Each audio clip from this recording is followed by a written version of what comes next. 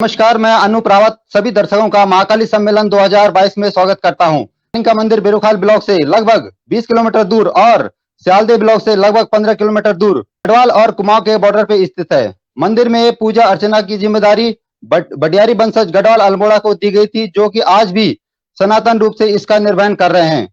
मंदिर वर्ष भर श्रद्धालुओं के लिए खुला रहता है और प्रत्येक 3 साल में यहाँ पे एक बहुत बड़ा मेला होता है, जिसे हम स्थानीय भाषा में जतौड़ा भी कहते हैं। तो ये तो था मंदिर का बैकग्राउंड, और अब स्वागत करते हैं आज के हमारे मुख्य अतिथि, जिन्होंने उत्तराखंड के विकास के लिए लगातार कार्य किया है। चाहे स्वास्थ्य हो, शिक्षा हो, इन क्षेत्रों में लगातार कार्य करते आ रहे हैं। और इतना ही नहीं, उत्तराखंड राज्य की स्थापना में इनकी महत्वपूर्ण भूमिका निभाई है। तो आइए स्वागत करते हैं भारतीय जनता पार्टी के वरिष्ठ नेता और विधायक चौबट्टा-खाल, कैबिनेट मंत्री उत्तराखंड, श्री सतपाल महाराज जी का। महाराज जी, आपका महाकाली मंदिर सम्मेलन 2022 में हार्दिक स्वागत। नमस्कार। नमस्कार जी। मैं सभी दर्शकों को प्रोग्राम शुरू करने से पहले बता दूं कि ये महाकाली मंदिर पेज पे ये इंटरव्यू लाइव चल रहा है। और जैसे कि पिछले साल अक्टूबर में महाकाली मंदिर मूर्ति स्थापना हुई थी, तो महाराज जी का उसमें भी बहुत बड़ा सहयोग था, और साथ ही उन्होंने वहां पे कुछ धनराशि भी प्रदान की थी। इससे पहले भी जो कॉन्फ्रेंस हुई थी, उसमें महाराज जी के द्वारा 2.5 लाख की राशि दी गई थी। और इतना ही नहीं, साथ में वहां पे जो प्रोग्राम हुआ था, उनमें कई अन्य कार्यों में भी सहयोग किया था महाराज जी का। तो इसके लिए सर्वप्रथम महाकाली मंदिर समिति गढ़वाल अल्मोड़ा महाराज जी का हार्दिक धन्यवाद करती है। सर, सर्वप्रथम मेरा पहला क्वेश्चन आपसे है कि किस तरह की योजनाएं आप इस समय क्षेत्र में किस तरह का ट्रेंड देख रहे हैं, और क्या घोषणाएं आगे आने वाले 5 वर्षों के लिए आपकी चौबट्टा-खाल के लिए? ऐसा है, सबसे पहले तो मैं आपके दर्शकों को नमस्कार करता हूं। और इस समय घोषणा नहीं हो सकती है, क्योंकि आचार संहिता लगी है और हम मॉरल कोड ऑफ कंडक्ट से सब हम बंधे हुए हैं, तो घोषणा नहीं हो सकती है। मैं आपको अपनी पॉलिसी बता दूंगा। भारतीय जनता पार्टी की जो पॉलिसी रही है हमारी टूरिज्म की, वो मैं आपको बता दूंगा। सबसे पहली बात तो यह है कि अब तक का ट्रेंड ये रहा टूरिज्म के अंदर कि लैंसडाउन की चर्चा होती थी, पौड़ी के ब्रोशर्स होते थे, टेहरी के ब्रोशर्स होते थे, पिथौरागढ़ के होते थे, बागेश्वर के होते थे, जिले वाइज ब्रोशर्स होते थे, और उसके अंदर जिले के अंदर जो चीजें हैं देखने लायक, वो उसमें अंकित होती थी और बताई जाती थी। और ये बताया जाता था कि साहब रेल हेड से या हवाई अड्डे से या ट्रेन से या बस से आप कितनी दूर हैं। अब हमने क्या किया कि हमने एक सर्किट बनाया, जिसको हम कहते हैं शाक्त सर्किट, भगवती का सर्किट। उसमें हमने 12 मंदिरों को चुना हमारे गढ़वाल से, और 12 मंदिरों को चुना कुमाऊं से। ये 24 मंदिरों का हमने सर्किट बनाया, जो अखबारों में भी छपा है, और उसमें हमने कालिंगा को स्थान दिया है। कालिंगा हो गया, ज्वाल्पा हो गया, इस प्रकार से और भी मंदिरों को लेकर के हमने एक सर्किट बनाया है। इसमें क्या होता है कि जो भगवती को मानने वाला है, वो 2 जगह जाएगा, 3 जगह जाएगा, 4 जगह जाएगा, उसके बाद वो सर्किट करता है। इसी प्रकार से हमारे प्राचीन ऋषियों ने 12 ज्योतिर्लिंगों के सर्किट बनाए थे। अब 12 ज्योतिर्लिंगों में आप एक साथ नहीं जा सकते हैं, ट्रैवल नहीं कर सकते हैं। तो आप क्या करते हैं, आपने केदारनाथ कर लिया, अगले साल आपने मल्लिकार्जुन कर लिया, उसके बाद रामेश्वरम कर लिया, एक एक के बाद आप करते चले जाते हैं। ऐसे ही हमने सर्किट्स बनाए हैं। कुछ गढ़वाल के भगवती के मंदिरों का दर्शन करेंगे, उसके बाद कुमाऊं में जाके दर्शन करेंगे। तो उनको जो भगवती के प्रेम करने वाले होते हैं, आराधना करने वाले होते हैं, वो भगवती के बारे में जानना चाहते हैं कि साहब यहाँ क्या हुआ। और ये कथा आती है कि जब सती के शरीर को लेके भगवान शंकर गए और अपने कंधे पर रखा हुआ था, तो बड़े विकराल रूप में थे और त्राहिमाम त्राहिमाम संसार में हो रहा था। तो भगवान विष्णु ने अपने सुदर्शन चक्र से सती के अंगों को काटना शुरू किया। तो वो अंग जहां जहां गिरे वो सिद्ध पीठे बन गई। इसका भी एक वृत्तांत आता है। तो उसमें भी कुछ सिद्ध पीठे जो हमारे उत्तराखंड में पड़ी हैं, वो भी हमने इस सर्किट में की हैं। उसमें कालिंगा को हमने स्थान दिया है। निश्चित रूप में उससे धीरे धीरे जो है हमारे जो दर्शक हैं और पर्यटक हैं, वो इसमें बढ़ेंगे। ऐसे ही हमने एक शंकर भगवान का सर्किट बनाया, जिसे शैव सर्किट कहते हैं। उसमें 12 हमने उत्तराखंड के 12 कुमाऊं के शंकर भगवान के मंदिरों को लेकर के उसको रखा है। जैसे जागेश्वर का है, बागेश्वर का है, ये सब मंदिर उसमें रखे गए हैं। और बेसिकली हम चाहते हैं कि एक जिले के अंदर आदमी जाए, टूरिस्ट जाए, और जिले के अंदर और भी क्या एक्टिविटीज है वो देखे। इसके बाद हमने वैष्णव सर्किट बनाया है, नवग्रह सर्किट बनाया है। नवग्रह सर्किट के अंदर हमारे जो हमारे धन सिंह जी हैं, उनके क्षेत्र में पैठानी है, तो पैठानी के अंदर वहां राहु का मंदिर है। उसके बाद कटारमल में सूर्य का मंदिर है। उसके बाद आपके उखलखांडा में बृहस्पति का मंदिर है। खरसाली में हमारे शनि देव का मंदिर है। तो ये मंदिर हमारे उत्तराखंड में है और हमारे मानिला में जो आपके नजदीक है, मानिला के अंदर वहां नवग्रह का मंदिर है। इस प्रकार की पूरी सूचना हमने नवग्रह सर्किट में प्रोवाइड की है। इस प्रकार से महाशु का सर्किट बनाया है, जिसके बहुत लोग, हिमाचल के लोग भी महाशु को मानते हैं और महाशु का सर्किट 4 भाइयों का सर्किट है। इस प्रकार से वो बनाया है। सिखों का सर्किट बनाया है, नानक मत्ता लेकर के, हेमकुंड साहब लेकर के, और भी जो गुरुद्वारे बड़े महत्वपूर्ण है उनको जोड़ा है हमने। तो ये सर्किट्स हमने बनाए। तो इससे जनता को बड़ा लाभ मिलता है और मैं समझता हूं कि जो जिसके देवता के जो भक्त होते हैं उनको वहां वहां पहुंचने की पूरी जानकारी मिलती है और ये एक धार्मिक सर्किट बनता है। तो कालिंगा का भी जो हमने वहां आया करती थी और पूजा तो बड़ा प्राचीन वो मंदिर है और मैं सब बड़ी सिद्ध पीठ है। तो उसका हम प्रचार प्रसार निश्चित रूप में सरकार कर रही है और करेगी भी, और उसको हमने एक सिद्ध पीठ के रूप में रखा है। तो ये क्षेत्रवासियों के लिए बड़ी उपलब्धि है और मैं समझता हूँ कि जैसे और गढ़िया है, हमारे 52 गढ़ है, तो इस प्रकार से गढ़ियों को भी हम एक सर्किट उसका बना रहे हैं और उससे प्रचार प्रसार होगा, लोग वहां जाकर के देखेंगे। जी सर, बहुत बहुत धन्यवाद। और मैं माँ काली मंदिर के सभी दर्शकों को ये अवगत कराना चाहता हूँ कि महाराज जी जिस सर्किट की बात महाराज जी कर रहे हैं, आप सब ने भी क्षेत्र में कई जगह पे ये पंपलेट देखे होंगे। महाराज जी ने माँ कालिंगा मंदिर को उसमें शामिल किया था और हमने खुद ये बैनर देखे हैं, जगह जगह उत्तराखंड में लगे हुए थे। तो इसके लिए भी हमारे क्षेत्र के लिए और माँ काली मंदिर के लिए ये बहुत ही बड़ी बात है, बहुत ही अच्छी बात है। जी सर। सर अगला मेरा आपसे क्वेश्चन है कि जो सतपुली और सुरसी झील की जो बात हो रही है, तो उसमें किस तरह की अपॉर्चुनिटी है? तो हमारी एक सतपुली झील है और जो हमारी सूची झील है, सबसे पहले तो इससे पर्कुलेशन ऑफ वाटर बढ़ता है, भूजल स्तर बढ़ता है, पानी का स्तर ऊंचा आता है और जगह जगह हमारे स्रोत या जहां जहां पानी का आगे निकास होता है, जैसे मानसरोवर झील आपके बारे में सुना होगा आपने, तो वहां से भी पानी आता है और अधिकांश नदियां जो हैं हमारी झीलों से ही शुरू होती हैं। तो ये झीलें बड़ी इंपॉर्टेंट होती हैं। सतपुली झील के अंदर हमारा एक बड़ी झील बनेगी और उसके अंदर जो पर्यटक है वो वहां पर पहुंचेगा। तो इस झील में पहुंच करके यहाँ पर जो है बोटिंग होगी और जैसे नैनीताल का नजारा है वो आपको देखने को मिलेगा। और निश्चित रूप में उसके पेरिफेरी के अंदर हम लोग शॉपिंग कॉम्प्लेक्स बना रहे हैं, वहां पर कैफेटेरिया बनेंगे, फूड हॉल बनेंगे, ताकि माँ बाप वहां कॉफी या चाय पी सकें और उनके बच्चे बोटिंग कर सकें, अपने बच्चों को देख सकें। इस प्रकार से प्ले ग्राउंड भी होंगे। तो हम चाहते हैं कि उसके चारों तरफ लोग जो हैं घूमने वाले घूमे, पेडिस्ट्रियन पाथ हो, पैदल चलने वालों के लिए हो, ताकि झील के चारों तरफ लोग जो है शाम को टहलने निकल जाएं और वहां पर जो है जलपान का आनंद ले और स्नैक्स का आनंद ले। तो इस प्रकार के डिफरेंट स्नैक्स भी वहां लग जाएंगे और एक किस्म से रात को जिसको हम कहते हैं नाइट लाइफ, उस तरह का वातावरण बनेगा। तो टूरिस्ट रुकता है और विशेषकर लैंसडाउन के हमारे टूरिस्ट पर हमारा फोकस है कि दिल्ली से वो चाहता है कि भाई एकांत जगह में मैं जाऊं, और जब वो लैंसडाउन पहुंचता है तो उसके बाद उसके अंदर उत्कंठा होती है, भाई आगे क्या देखने को है, आगे कुछ होता नहीं है, तो वहां रह करके चले जाता है। अब हम चाहते हैं कि हम उसको सतपुली लाए और सतपुली के अंदर जो हमारा ज्वाल्पा धाम है, उसके बाद हमारा भुवनेश्वरी है, उसके बाद ताड़केश्वर है, एकेश्वर है, तो ये सारे स्थानों का हम जो यहाँ पर इंफॉर्मेशन दे रहे हैं। और उसके बाद दीवा का डांडा रलसवान है जहां सनराइज दिखाई देता है।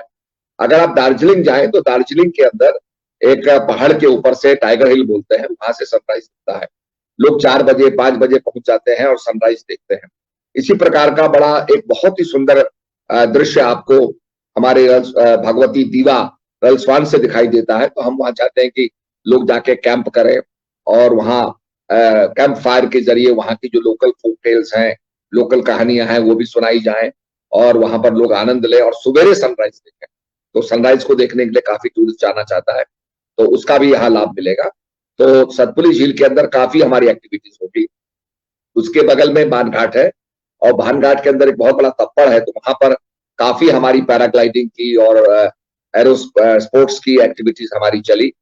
नयार नदी के अंदर बहुत अच्छा यहाँ पर महाशीर और यहाँ पर एंगलिंग का बहुत बड़ा पोटेंशियल है, तो उसका भी लोग फायदा उठा रहे हैं और एंगलिंग यहाँ होती है, बहुत अच्छी तरीके से होती है और उसको भी हम चाहते हैं कि उसको भी हम लाएं। और इसके साथ साथ हम लोग और भी पॉसिबिलिटी देख रहे हैं कि जहां पर पैराग्लाइडिंग हो सके और इलेक्ट्रिकल वायर्स ना हो, तो वहां पर पैराग्लाइडिंग और जो एरो स्पोर्ट्स हैं उनकी एक्टिविटीज हों, ये हम लोग चाहते हैं। जी सर। और सर एक जो योजना पंपिंग योजना है, रसिया मादे पंपिंग योजना, आई थिंक इसका भी जियो जारी हो गया, तो इसमें कब तक ये इस पे वर्क होने की संभावना है? हाँ, इसके लिए बहुत मैं सब क्षेत्रवासियों को बधाई देना चाहता हूँ। रसिया महादेव पंपिंग पेयजल योजना जो है, ये 10,88,61,हजार में बनकर के तैयार होगी। इसका शासन आदेश हो गया है और आचार संहिता के बाद जैसे हमारे चुनाव खत्म होंगे, इस पर काम चालू हो जाएगा। उसके बाद दूसरी पंपिंग योजना हमारी गुजरखंड पंपिंग पेयजल योजना है। 22,21,01,01,000 में ये बनकर के तैयार होगी। बेदीखाल जोगीमढ़ी पंपिंग पेयजल योजना है, इसकी लागत 22,84,84,00,000 है। उसके बाद धोबी डांडा पेयजल पंपिंग योजना है, जिसकी लागत जो है 25,01,32,000 है। ज्वालपा नौगांव पंपिंग पेयजल योजना है, 24,37,38,000 और बरसुंडा देवता पंपिंग पेयजल योजना है, जिसकी 31,22,41,000। तो ये कुल मिला के 136,55,57,000 में ये 6 योजनाएं हैं, जिसका लाभ रसिया महादेव पंपिंग पेयजल योजना आपका है और बेदीखाल जोगीमढ़ी ये इसका भी लाभ उस क्षेत्र को मिलेगा। तो ये जल्दी चुनाव के बाद शुरू हो जाएंगी। और दूसरा हमारी सरकार का अभियान है कि ₹1 मामूली शुल्क में हर घर में नल और नल में जल की योजना भी हम ला रहे हैं। उसमें अभी डिपार्टमेंट ने नल तो लगा दिए हैं और उसको पुराने सोर्स से टैप किया है, जिस पर हम लोगों को आपत्ति है कि भाई पुराने सोर्स से टैप ना करिए, सोर्स लिमिटेड होता है। 20 घरों में पानी जा रहा है, आप उसमें 10 और जोड़ देंगे तो पानी की किल्लत हो जाएगी। हम ये चाहते हैं कि नए सोर्स टैप हो और जो हमारी युवा पीढ़ी है और हमारे जो क्षेत्र के जो प्रधान लोग हैं और क्या कहते हैं ब्लॉक प्रमुख हैं, ये सब लोग नए सोर्स की तरफ ध्यान दें। नए सोर्स को आप टैप करेंगे तो मैं समझता हूं कि क्योंकि इसमें पैसे की कमी नहीं, जल जीवन मिशन के अंदर कोई पैसे की कमी नहीं है। माननीय प्रधानमंत्री जी ने गरीबों के लिए और खासकर हमारे पलायन को रोकने के लिए अपूर्व हमारे पास ये एक वरदान है कि हम जगह जगह गांव में पानी मुहैया कराएं, जिससे लोग पलायन के लिए बाध्य ना हो।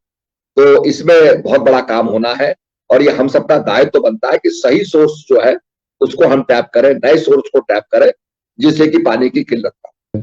जी सर, बहुत बहुत धन्यवाद। और मेरे साथ मेरे सहयोगी दीपक रावत भी पैनल में है, तो मैं दीपक रावत जी के पास जाऊंगा। जी दीपक जी। रावत जी नमस्कार। नमस्कार सर। सर मेरा इसी से रिलेटिव क्वेश्चन है कि अभी जैसे जल की बात कर रहे हो, क्या ऐसी कोई योजना है कि हम जल को सेव भी कर पाए? जैसे जो बारिश का पानी है, जैसे अब कालिका मंदिर की मैं बात करता हूँ तो वहां पे पानी की प्रॉब्लम, हम जो बारिश का पानी है उसी पानी को स्टोर करके जैसे फूलों में हम उसको यूज कर सके, तो इस तरह की कोई योजना है कि पहले हम पानी को कैसे सेव करें? रेन वाटर हार्वेस्टिंग का जो है सरकार का डिपार्टमेंट है, जिसमें सरकार जो है रेन वाटर हार्वेस्टिंग करती है।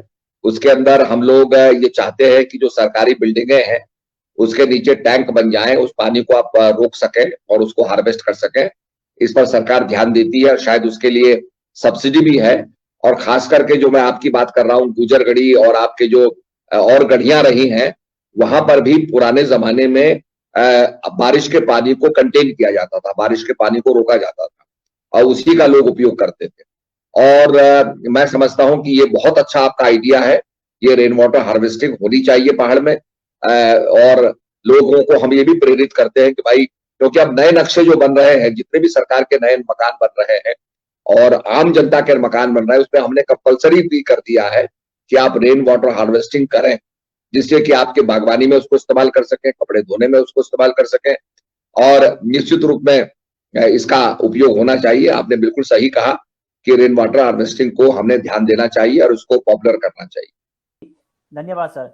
सर मेरा नेक्स्ट क्वेश्चन है कि जो शिक्षा है, जैसे शिक्षा को हम कैसे पहाड़ों में बेहतर कर सकते हैं? जैसे कृषि की हम जब बात करते हैं तो क्या हम अपनी ही कृषि की बात जो है उन किताबों के द्वारा, हम पाठ्यक्रम के द्वारा बताया जाए, ताकि हमारी कृषि के बारे में, जो हमारे उत्तराखंड की जो कृषि है उसके बारे में समझे। अगर हम बाहर की कृषि के बारे में जान रहे हैं तो वो कैसे समझेंगे कि उत्तराखंड की कृषि को कैसे बचाना है, जानवरों से कैसे बचाना है? इस तरह की कोई हम पहल ला सकते हैं क्या सर? ला सकते हैं, बल्कि मैं शिक्षा मंत्री जी को इसके बारे में बताऊंगा और आपका बहुत अच्छा सुझाव है।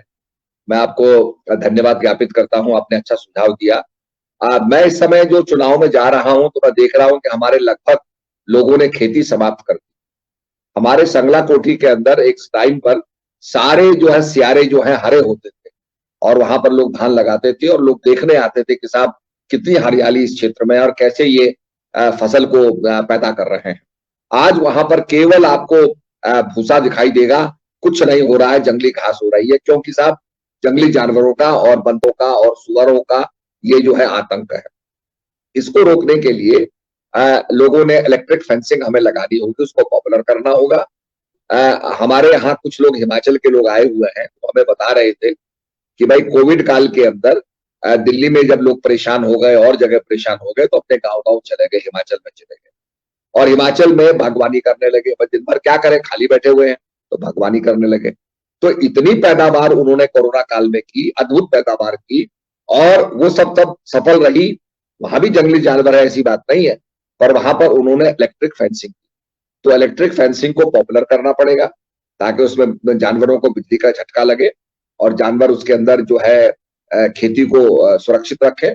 दूसरा ऑप्शन हमारे पास पॉली हाउस का है, एक्वा फार्मिंग, आपकी जो हमारी हाइड्रो फार्मिंग है, उसमें पानी अगर कहीं नहीं है तो आप पानी को सर्कुलेट कर सकते हैं और आपको पता है ट्यूब में और जो हमारे उसके बने होते हैं, ट्रफ्स बने होते हैं, टब बने होते हैं, उसके अंदर पानी सर्कुलेट होता रहता है, उसमें टमाटर पैदा हो जाते हैं and they are all soilless, उसमें सॉइल की आवश्यकता नहीं पड़ती और उसको आप एक ट्रे के ऊपर दूसरी ट्रे, तीसरी ट्रे, चौथी ट्रे कर सकते हैं and that is called vertical farming. तो अगर हम वर्टिकल फार्मिंग करें तो हम एक पॉली हाउस के अंदर काफी बड़ी जमीन को समेट सकते हैं, तो इसका भी एक बड़ा काम हो सकता है। दूसरी चीज, मेरे सतपुली में आपने देखा होगा सोलर, पूरे पहाड़ के ऊपर सोलर पैनल्स लगे हैं और उससे काफी सोलर एनर्जी और सोलर एनर्जी पैदा हो रही है, बिजली पैदा हो रही है। तो जहां पर खेती नहीं हो सकती है और वहां पर हमारे पास पड़ा है तो सोलर का भी हम काम कर सकते हैं और वो जमीन दी जा सकती है और जो जमीन को लेगा वो एक्चुअली उसका मुआवजा या रेंट गांव वालों को देगा। तो निश्चित रूप में ये स्कीम भी हो सकती है कि सोलर की जगह हम लोगों को फायदा पहुंचाएं और उनकी जमीन का उपयोग करें। धन्यवाद सर। सर जैसे कि अभी हाल ही में आपने काफी रोडों का कनेक्टिविटी गढ़वाल, अल्मोड़ा और सबको जोड़ा हुआ है, तो इसी में मेरा एक सवाल है कि एक रोड उसमें से मुझे लग रहा है बिरुखाल भी मुझे लग रहा है थोड़ा सा वो बचा हुआ है, तो वो कब तक यानी कनेक्ट होने का कब तक हो जाएगा? ताकि हमारा प्रयास ये रहेगा कि जो भी 1 किलोमीटर 2 किलोमीटर है उसमें अगर कोई मुआवजा नहीं लेता है तो उसको हम विधायक निधि से भी बनवा सकते हैं। तो हमने ये लोगों से कहा है कि अगर आप प्रतिकर नहीं लेते हैं तो वो बन जाएगा, क्योंकि पीडब्ल्यूडी 2 किलोमीटर से कम नहीं बनाता है, फिर वो जिला पंचायत में जाके बनेंगी या विधायक निधि से बनेगी। सर मेरा एक लास्ट क्वेश्चन है कि जैसे कि आप अभी गांव-गांव जा रहे हैं और लोगों से मिल रहे हैं और हमारे उत्तराखंड में मैंने देखा है कि लोग बहुत मिलनसार भी होते हैं, बहुत सीधे होते हैं, तो आप किस तरीके का आप रिस्पांस देख रहे हैं अभी हमारे क्षेत्र में? मैं रिस्पांस बड़ा पॉजिटिव देख रहा हूँ, क्योंकि मैं आपके सिल्ली-बिल्ली भी था और रसिया महादेव की तरफ था और मैं उसके पहले थोड़ा सा ललितपुर भी गया था, तो बड़ा पॉजिटिव रिस्पांस था और लोग जो है इस समय थोड़ा सा इसमें ये देख रहे हैं कि भाई जो शराब का यहाँ जो बोलबाला है उसको रोकना चाहते हैं, क्योंकि वो चाहते हैं कि भाई घरों में विघटन ना हो, कलह ना हो और ये रोकथाम हो। काफी कुछ बांटी भी जा रही है, आपको पता है क्या हो रहा है, सब आपके सामने है। तो लोगों का यही कहना है कि हम अपने उज्जवल भविष्य की कामना करें और इस प्रकार का जो नशा जो हमारी युवा जनरेशन को खराब कर सकता है ये ना हो। और मैं निश्चित रूप में आगे हमारा जो फोकस रहेगा वो रोजगार पर रहेगा और आप देखेंगे कि हमारी सरकार आने वाले समय में बिल्कुल रोजगार मुहैया कराएगी और इसमें हम काफी कुछ जो हमारे माइक्रो लेवल पर काम करने की चीजें हैं और हमारे यहाँ तो बहुत कुछ जो हमारे होम स्टे हैं, एक कोरोना काल के अंदर काफी स्टैग्नेंट हो गया। आपको पता है कोरोना काल के अंदर कुछ नहीं कर सके, ना हम संवाद कर सके, ना मिल सके। हमारा जो ये होम स्टे का फोकस था ये बहुत बढ़ा और आज हमारे यहाँ करीब 4000 के करीब हमारे यहाँ होम स्टे हो गए, रजिस्टर्ड हो गए। और मैं माननीय प्रधानमंत्री जी को धन्यवाद भी देना चाहूंगा कि उन्होंने होम स्टे की बहुत चर्चा की है। पंडित दीनदयाल उपाध्याय ग्रामीण ये जो हमारी आवास योजना है, तो इसमें अपने मकानों में जैसे हम लोग अपने पुराने मकान हमारे हैं उनमें थोड़ा मॉडिफाई करके टॉयलेट लगा के, इंग्लिश टॉयलेट लगा करके और उसको ठीक कर दिया जाए और उसमें थोड़ा सेफ्टी फीचर भी होना चाहिए, ऐसा ना हो भूकंप में वो छत गिर जाए, थोड़ा सेफ्टी फीचर करके तो वहां होम स्टे बनाए जा सकते हैं। और उसके अंदर क्या है कि कोई आदमी यात्रा कर रहा है, वहां से जा रहा है तो गांव का भोजन, जो ग्रामीण भोजन है, जो हमारा उत्तराखंड का भोजन है, उसका स्वाद भी चखे। मंडवे की रोटी हो गई, कंडली की भुजी हो गई, हमारे वेरियस टाइप ऑफ नमक्स होते हैं, टेढ़ दूसा हो गया, चुलमंडी हो गई। तो ये जो हमारे अपने जो भोजन है, इनका भी स्वाद चखे और यात्रा वहां से हो, ट्रैकिंग हो, हमारे गुजरू गढ़ी में जो रास्ते हैं और भी गढ़ियों में जो रास्ते हैं उनके बीच में होम स्टे हो, इसको भी मैनेज करने के लिए, पॉपुलर करने के लिए हम लोग पूरा योगदान टूरिज्म डिपार्टमेंट देगा। और मैं तो यहां तक करना चाहता हूं कि भाई आपके होम स्टे का टेलीफोन नंबर, उसका जगह, उसकी लोकेशन और उसकी 360 डिग्री वो वीडियो में क्या दिखता है, वहां से क्या क्या दिखता है, कैसे आप हिमालय का दर्शन कर सकते हैं, किस किस पॉइंट को आप वहां से जोड़ सकते हैं, ये सारी इंफॉर्मेशन हम देंगे और हम अपनी वेबसाइट के ऊपर आपके होम स्टे को प्रमोट करें, ताकि कोई भी आदमी जहां जाना चाहता हो वो देख ले भाई कहाँ होम स्टे है, वहां आपको टेलीफोन करके अपनी बुकिंग करवा दे। तो ये सब चीज हम चाहते हैं और इसमें ये नहीं कि कोई चीज बहुत फैंसी हो, बहुत बढ़िया हो, ऐसा नहीं है, पर कंफर्टेबल होनी चाहिए, नीट एंड क्लीन होनी चाहिए, सफाई होनी चाहिए। तो ये हम चाहते हैं। दूसरा हमारा एक अभियान ये रहेगा कि मैं जब पेरू गया था तो मैंने देखा कि बिल्कुल चट्टानों पर उन्होंने क्यूबिकल्स लटका रखे हैं और जो वहां पर माउंटेन क्लाइंबर्स है वही चढ़ पाते हैं, तो वहां भी ऐसे होटल बना रखे हैं जो बिल्कुल पत्थरों पे लटके हुए हैं और आप चढ़िए। दूसरा मेरा एक ड्रीम है कि जो हमारी युवा पीढ़ी अगर थोड़ा इसमें इंटरेस्टेड हो जाए, तो जैसे गांव में कोई सेफ जगह होती है जहां कोई जानवर वानवर, जंगली जानवर नहीं होता, सेफ जगह होती है, उसको चुन करके वहां एक बेड लगाया जाए और गर्मियों में हम लोगों से कहे कि भाई आप स्टार गेजिंग कर सकते हैं। तो वो रात को सोएंगे और रात को सो करके अपने छत, अब आसमान को देखेंगे तो स्टार्स दिखाई देंगे, क्योंकि हमारे यहाँ कोई सिटी लाइट नहीं है, तो स्टार्स जो है आपको बहुत अच्छे दिखाई देंगे। मैं एक समय मधमेश्वर गया और जब मैं बाहर निकला और मैंने वहां देखा, मैं बिल्कुल स्तब्ध रह गया, क्योंकि आकाश ऐसा दिखाई दे रहा था, एक एक तारा आपको दिखाई दे रहा था। अभी हम लोगों ने केदारनाथ की तरफ कुछ हट्स बनाए हैं जिनके ग्लास टॉप्स हैं, उनकी जो रूफ है वो कांच की बनी, तो आप लेट जाइए और लेट करके आप तारे देखते रहिए। तो ये स्टार गेजिंग का भी बहुत बड़ा एक नया लोगों में शौक पैदा हुआ है कि भाई हम स्टार्स को देखें और नेचर को देखें। सनराइज दिखाई देता है, तो उसमें क्या है, 800-1000 रुपए में, 500 रुपए में बेड अवेलेबल करवा दीजिए, किसी का बगल में अच्छा से टॉयलेट बन जाए तो कोई भी आदमी वहां आकर सो सकता है। हम ये चाहते हैं कि हमारे उत्तराखंड की जो प्रतिभाएं हैं, हमारे फिल्म स्टार हैं, वो भी इसको अवेलेबल करें और इसको प्रचार प्रसार किया जाए, इसके यूट्यूब के अंदर उसका एक्सपीरियंस लोग अपना वर्णन करेंगे, तो ये भी हमारी पद्धति बड़ी पॉपुलर हो जाएगी और गर्मियों में ये काम हो सकता है।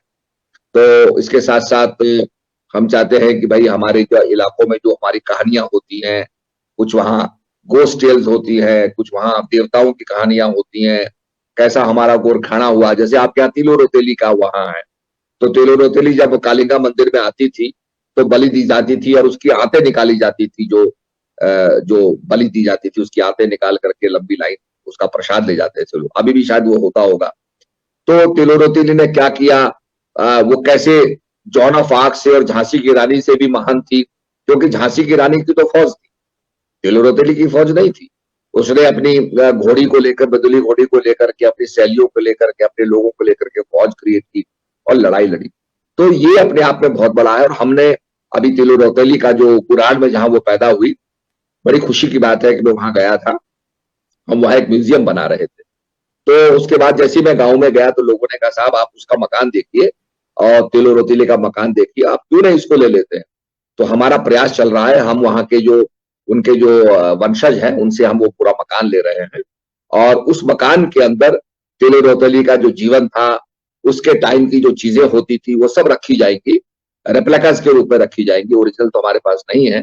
तो उसकी गाथा जहां वो पैदा हुई वो दिखाई जाएगी, तो एक हमें एक लिविंग एक म्यूजियम मिल जाएगा, जीता जागता म्यूजियम मिल जाएगा।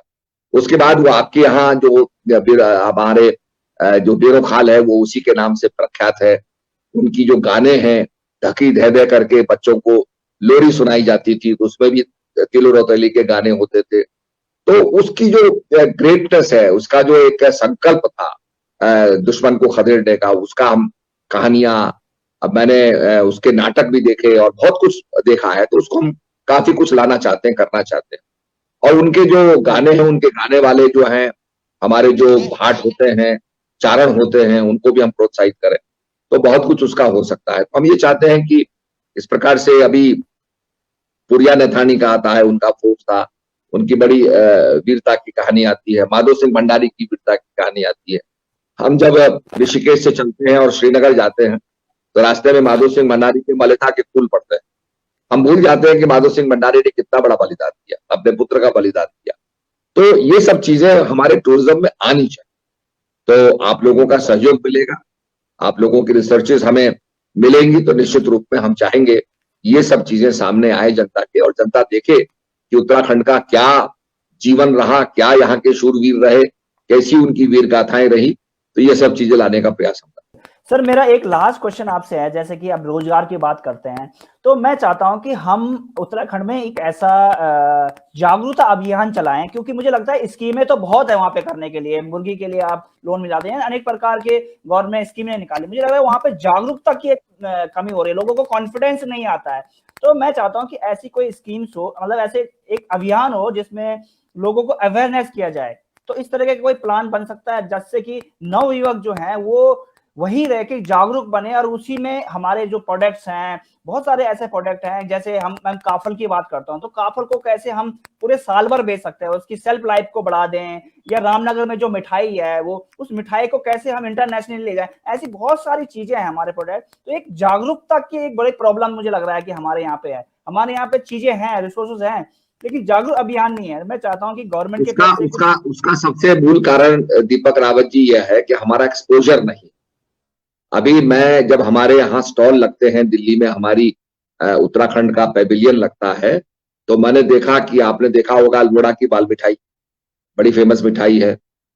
तो मैंने कहा खेम सिंह की बड़ी फेमस मिठाई है, तो मैंने खेम सिंह से कहा, मैंने कहा भैया डब्बा तो तुम्हारा वही है, मिठाई तुम्हारी आज की मिठाई है, पर डब्बा तो तुम्हारा वो पैकेजिंग वही है, इसको ढंग से पैकेजिंग करो, ये अपने आप में बड़ा ऊंचा स्तर होगा। तो वो हंसने लगा। तो ये एक लोगों को विजन देना है, इसमें हमको क्या करना पड़ेगा कि वर्कशॉप्स लगा करके लोगों को एक्सपोजर देना पड़ेगा।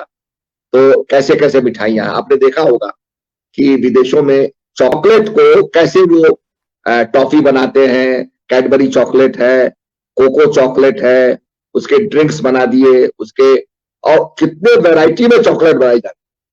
तो कहने का मतलब ये एक्सपोजर हमें देना पड़ेगा, और एक्सपोजर में हमको ट्रेनिंग देनी पड़ेगी, उनको दिखाना पड़ेगा कि आपकी चीज ये कैसे बेची जा सकती है अच्छी अच्छी। अभी हमारे यहाँ कंडली की चाय बिक रही, बड़ी फेमस चाय है, नेटल ग्रास उसको बोलते हैं। उसके बाद हमारे जो नमक है, जैन दूसा और भी जो नमक है, लहसुन के नमक है, ऐसे 12 किस्म के नमक एक महिला जो है वो अल्मोड़ा से बेच रही है, वो नमक उसके विदेश तक जाते हैं। तो what we need is packaging, और उसके रिशेप करके, और क्या क्या हम लोग कर सकते हैं। अब जैसे मधुमक्खी का शहद है, शहद के अंदर शहद हो गया, शहद के बाद उसमें प्रोटीन और होता है, वो चीजें होती हैं, काफी कुछ उसके अंदर चीजें होती है, तो वो चीजें बेची जा सकती है, पर उसके लिए निश्चित रूप में लोगों का एक्सपोजर होना चाहिए कि हमारी चीज ये ऐसे बिक सकती है। आपने देखा होगा कि पहले लोग मंडवे की रोटी का ज्यादा जिक्र नहीं करते।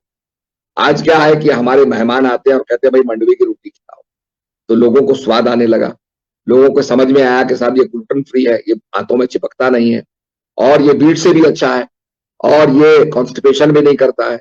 तो अब धीरे धीरे जब फायदे लोगों को पता चल रहा है, तो आज हमारा मंडवा भी बिक रहा है। ऐसे ही जख्या है, जख्या को कोई पोता नहीं था, जख्या रॉ उगता था, नेचुरल उगता था, आज जख्या की भी बिक्री हो रही है। तो मेरा कहने का मतलब भ्यूल है, आपने भ्यूल देखा होगा, भ्यूल का शैम्पू होता है, ऑर्गेनिक शैम्पू है, कोई केमिकल नहीं। तो ये सब चीजों को पैकेजिंग हमें करनी है। लिगड़े का अचार बिक रहा है, बताइए, लोग बड़ा उसको पसंद करते हैं, मैं भी खरीद के लाया, हमारा जलागमी उसको मार्केटिंग कर रहा है। तो अब ये प्रोडक्ट्स जो वेरियस प्रोडक्ट्स हैं, हमारी टिबरू जो है उसका चटनी बनती है, हमारे यहाँ कुछ जड़ी बूटियां हैं जिनकी घास धूप के लिए दी जाता, धूपान दी जाती है। तो ये सब चीजों की पैकेजिंग और एक्सपोजर, तो हमें लोगों को दिखाना पड़ेगा भाई आपके प्रोडक्ट का क्या क्या हो सकता है, कैसे कैसे आप बेच सकते हैं, तो उसका फायदा लोगों को निश्चित होगा। जी बहुत बहुत धन्यवाद सर, और अब मैं अनूप जी के पास जाना चाहूंगा। जी सर, बहुत बहुत धन्यवाद आपका महाकाली मंदिर सम्मेलन में जुड़ने के लिए। और जिस रोड की दीपक दर्शकों को बता दूं कि जिस रोड की दीपक भाई बात कर रहे थे, वो रोड पिछले साल हमने महाराज जी से बात की थी। वो रोड है रसिया महादेव टू बेरोखाल, और मुझे बहुत खुशी है कि महाराज जी ने उसके बाद तुरंत उस पर कार्रवाई के आदेश दिए, और वो रोड अब बिल्कुल 100 मीटर रह गई है, कम से कम 100 मीटर या 200 मीटर रह गई। आई थिंक, उम्मीद है हमें कि बहुत जल्दी वो हो जाएगी। महाराज जी, आप हमारे साथ जुड़े मां काली मंदिर सम्मेलन 2022 में, इसके लिए बहुत बहुत धन्यवाद आपका, और आने वाले चुनाव के आपके बहुत बहुत शुभकामनाएं। बहुत बहुत धन्यवाद जी, धन्यवाद।